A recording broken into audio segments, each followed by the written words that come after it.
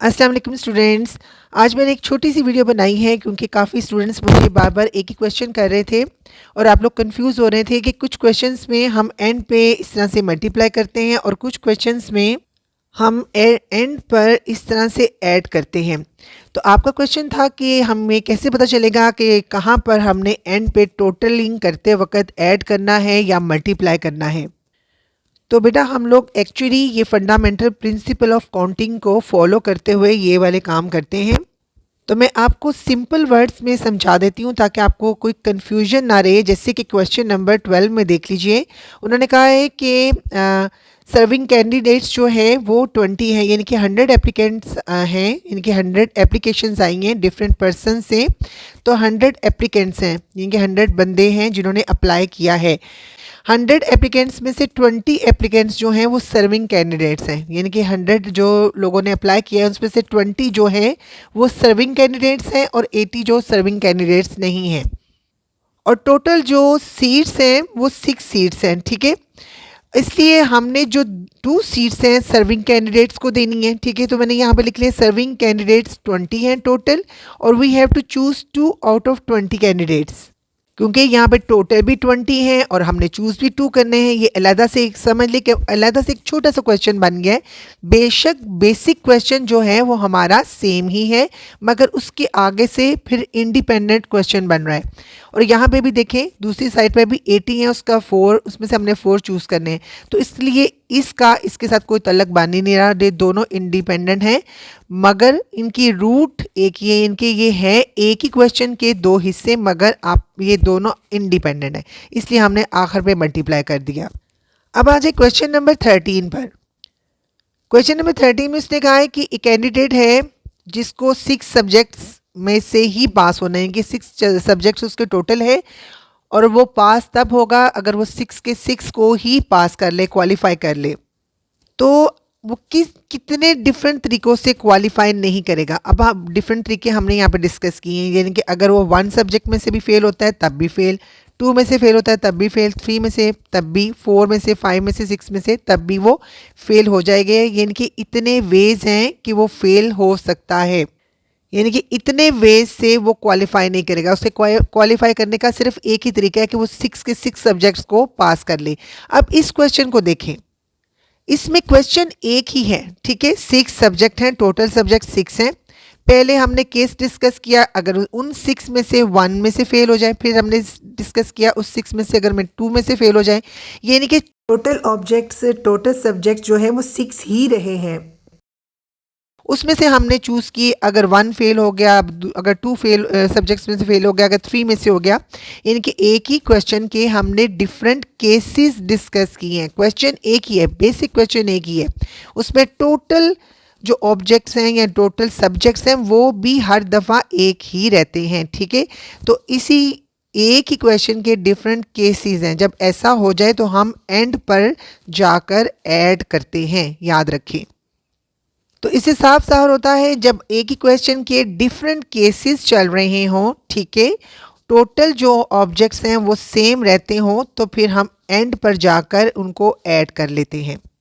अब इसी तरह से क्वेश्चन नंबर 14 पर आ जाएं। क्वेश्चन नंबर 14 में भी देखें कि एक क्वेश्चन पेपर है, उसके 3 पोर्शंस हैं अलग अलग से। ए पोर्शन यानी कि जैसे आपके होते हैं A section, B section and C section, ठीक है। और हर सेक्शन में टोटल क्वेश्चन जो है 8 हैं। अब याद रखें ए सेक्शन अलहदा से समझ ले, एक ही क्वेश्चन के अलहदा अलहदा इंडिपेंडेंट पार्ट्स बन चुके हैं। I am telling you independent parts, ठीक है। तो अब ए सेक्शन भी अलहदा इंडिपेंडेंट है, बी सेक्शन भी अलहदा इंडिपेंडेंट है, सी सेक्शन भी अलहदा इंडिपेंडेंट है। वो तो अलग बात है कि हर सेक्शन में टोटल क्वेश्चन जो हैं वो 8 ही हैं, डिफरेंट भी हो सकते थे, ठीक है। लेकिन क्योंकि ये सारे जो सेक्शंस हैं ये इंडिपेंडेंट है और हमने हर सेक्शन में से फिर इंडिपेंडेंट देखें क्वेश्चंस हमने कितने वेज से सिलेक्ट कर सकते हैं।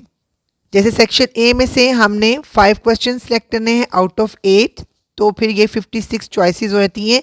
अब ये इंडिपेंडेंट है, सेक्शन ए का काम ख़त्म हो गया। अब सेक्शन बी में जाते हैं। सेक्शन बी में भी हमने 8 क्वेश्चंस में से 3 को सिलेक्ट करना है, ये भी इंडिपेंडेंट है, ठीक है। इसका भी सेक्शन बी भी इंडिपेंडेंट हो गया, ये लैदा हो गया, इसका काम ख़त्म है। अब ये सेक्शन सी में भी हमने 3 को आउट ऑफ 8 सेलेक्ट किया, तो ये भी इंडिपेंडेंट है क्योंकि ये तमाम जो सेक्शंस थे ये इंडिपेंडेंट थे, ये इनमें हमने एक ही में केसेस डिस्कस नहीं किए, तो इस वजह से इनको हमने एंड पर जाकर मल्टीप्लाई कर दिया है। अब मैंने आपकी आसानी के लिए मैंने छोटी सी एक समरी बना ली है, जो सिंपल टर्म्स में देख लीजिए। Add when dealing with different cases of the same situation, यानी कि फॉर एग्जांपल आपके पास 5 वुमेन हो और 4 मेन हो, तो आपने डिफरेंट कमेटीज़ बनानी हो तो उनमें डिफरेंट केसेस आ जाते हैं। जैसे कि अगर आपने पहली कमेटी बनानी है तो आपको पहला केस दिया जाता है कि उसमें एटलीस्ट 1 वुमेन हो, तो फिर 3 मेन हो, तो इस तरह के डिफरेंट केसेस होंगे। तो ऐसे केसेस क्योंकि एक ही क्वेश्चन को डील कर रहे होते हैं और सिचुएशन एक ही होती है, तो इनको आखिर पर जाकर हम ऐड कर लेते हैं, ठीक है। तो इसी तरह से हम इसमें देख लेते हैं, you are repeatedly selecting from the same group of objects. इसमें आप सेम ग्रुप ऑफ ऑब्जेक्ट्स में से ही बार बार डिफरेंट केसेस को डिस्कस करके सिलेक्ट कर रहे होते हैं, ठीक है।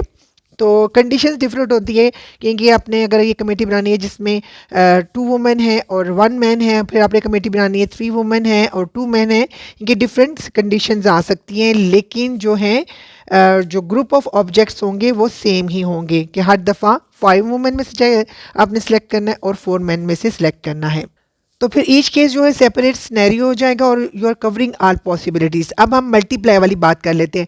Multiply when dealing with independent choices from the different groups, ठीक है, यानी कि आपके टोटल ऑब्जेक्ट्स भी इसमें चेंज हो जाते हैं। अब वो जैसे क्वेश्चन था उसमें section A, section B, section C था, तो उसमें अब आप ये ना मुझे कहिएगा कि मैम हर दफ़ा तो उसमें टोटल जो चॉइस मतलब क्वेश्चन जो हमें दिए थे वो हमें 8 ही दिए थे, तो वो ज़रूरी नहीं 8 तो क्वेश्चन में दिए हुए हैं ना, क्वेश्चन के पार्ट ऑफ द क्वेश्चन है 8 दिए हैं, लेकिन सम टाइम वो ये भी कह सकते हैं कि सेक्शन ए में 10 क्वेश्चन है उसमें से आपने 5 चूज़ करने हैं, सेक्शन बी में 8 क्वेश्चन है उसमें से आपने 3 चूज़ करने हैं, सेक्शन सी में 6 है उसमें से आपने 4 चूज़ करने हैं, तो वो ये ऐसा भी क्वेश्चन आ सकता है, ठीक है। तो इन दैट केस अगेन आपने मल्टीप्लाई ही करना होगा क्योंकि उसमें इंडिपेंडेंट चॉइसेस हैं फ्रॉम डिफरेंट ग्रुप्स। क्वेश्चन एक ही होगा लेकिन आप समझ लें उसके डिफरेंट पार्ट्स बन जाएंगे और वो इंडिपेंडेंट होंगे। Then you are selecting from different set of objects where one choice does not affect the other, यानी कि आपके वो जो तमाम पार्ट्स होंगे एक ही क्वेश्चन के पार्ट्स बन जाएंगे, ठीक है, मतलब वो हिडन पार्ट्स होंगे, आपको समझ आएगी कि डिफरेंट इंडिपेंडेंट पार्ट्स हैं, तो वो एक पार्ट का जो आंसर है वो दूसरे पार्ट को अफेक्ट नहीं कर रहा होगा। तो फिर आपने क्या करना है, उनको मल्टीप्लाई करना है क्योंकि ये डायरेक्टली कनेक्टेड नहीं होते, ये इनडायरेक्टली कनेक्टेड होते हैं तमाम पार्ट्स एक ही क्वेश्चन के। आई होप आपको इतनी डिटेल के बाद समझ आ चुका होगा। मुझे ज़रूर कमेंट करके बताइएगा कि आपको समझ आया है या नहीं। And this is the summary for you. Take care, अल्लाह हाफिज़।